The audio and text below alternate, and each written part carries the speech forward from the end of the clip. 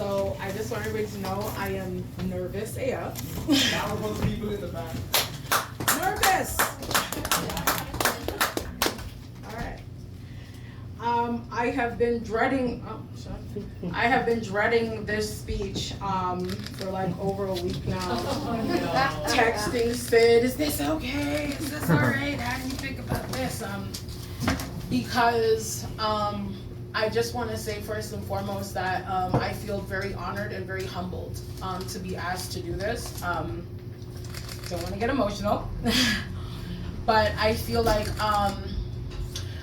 Voices has really given me a place that I feel like I can really excel in, a place that I now feel like is almost like a second home to me, and I feel like the way that they've just like kind of ushered and just kind of just sort of shepherded me into the flock, if you will, being a little green and wet behind the ears as I may, I feel like they still had courage and faith in me to do this, and for that I am grateful, and so I just want to give a big thanks for you guys. All right, without further ado. All right. So the reason why I took my sweater off is actually because the title and the name of this disquisition is entitled, I Can't Even. Woo! So, good evening, community members, activists, friends, potential press members, and gracious benefactors.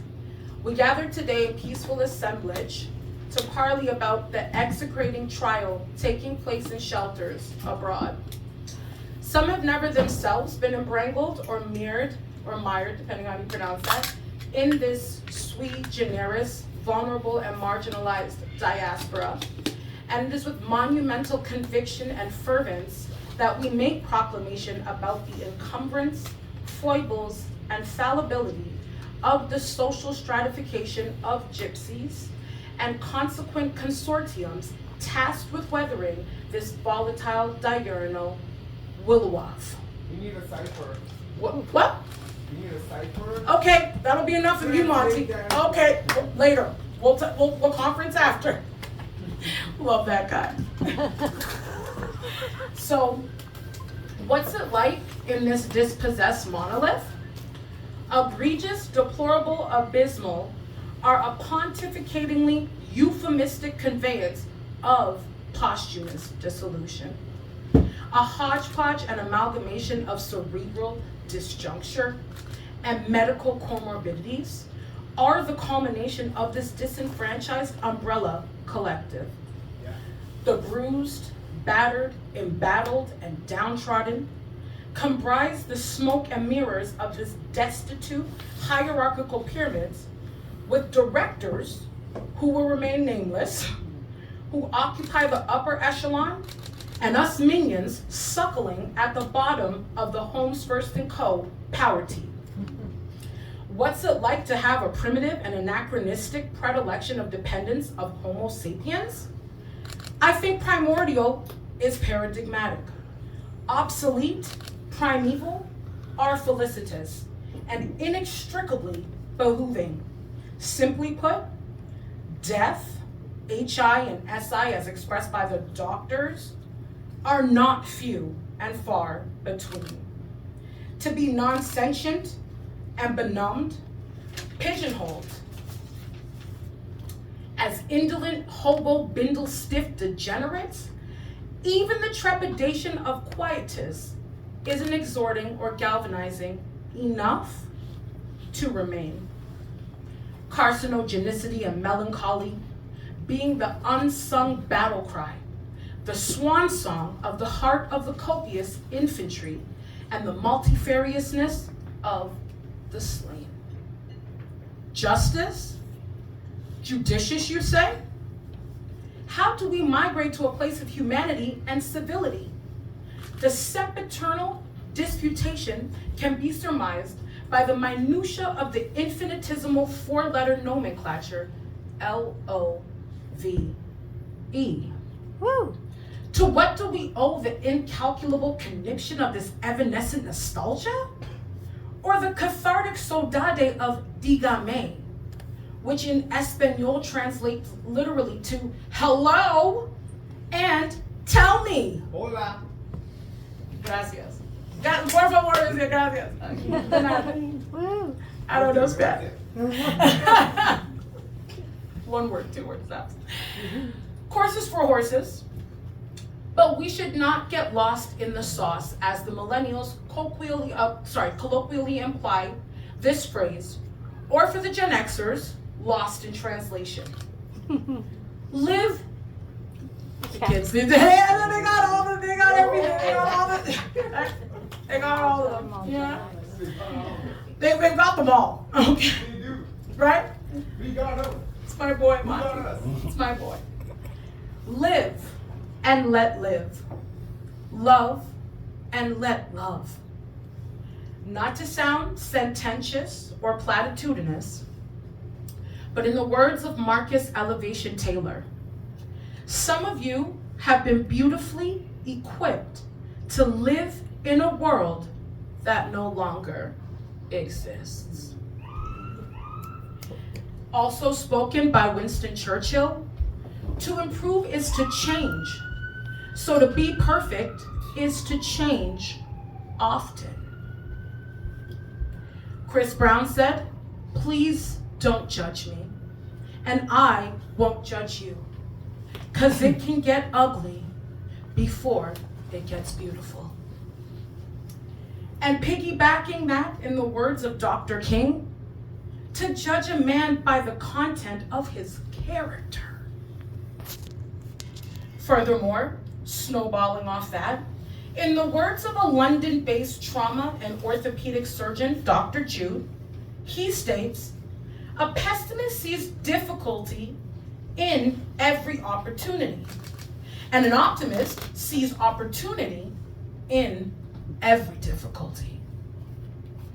My most ingenuous ambition, so that, in the words of Maya Angelou, we too will know why the caged bird sings.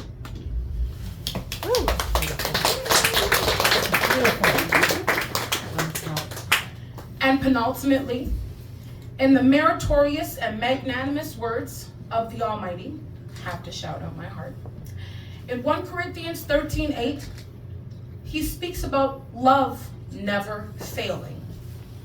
In 1 Peter 4 verse 8, he speaks about, above all, keep fervent in your love for one another, because love covers a multitude of sins, which is the pragmatic recourse to the laudable and noteworthy Louis Armstrong.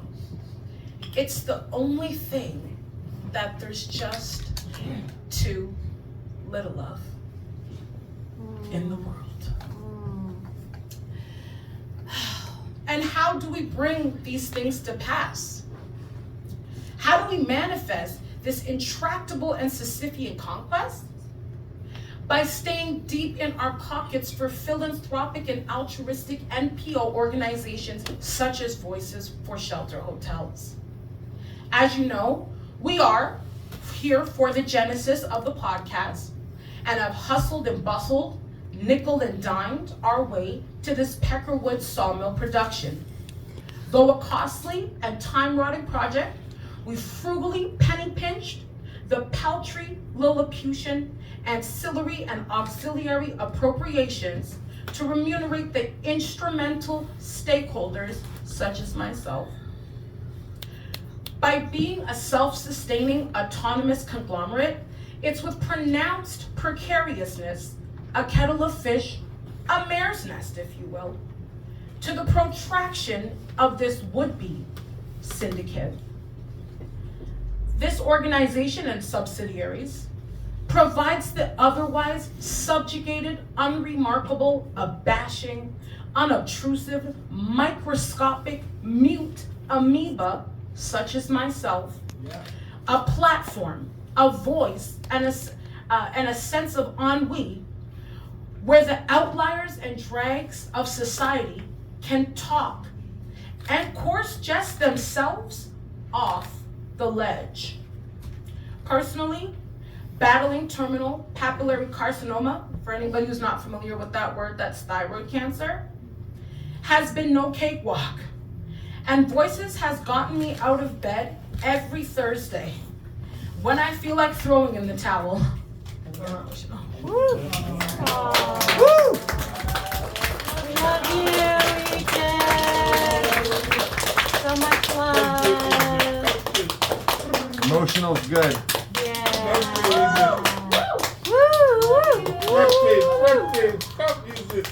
Yeah. Sorry.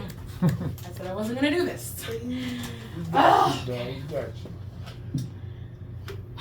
So, says instead of acquiescing, capitulating, being a piker and a bludger, in the words of the Australians, the Aussies, love those guys.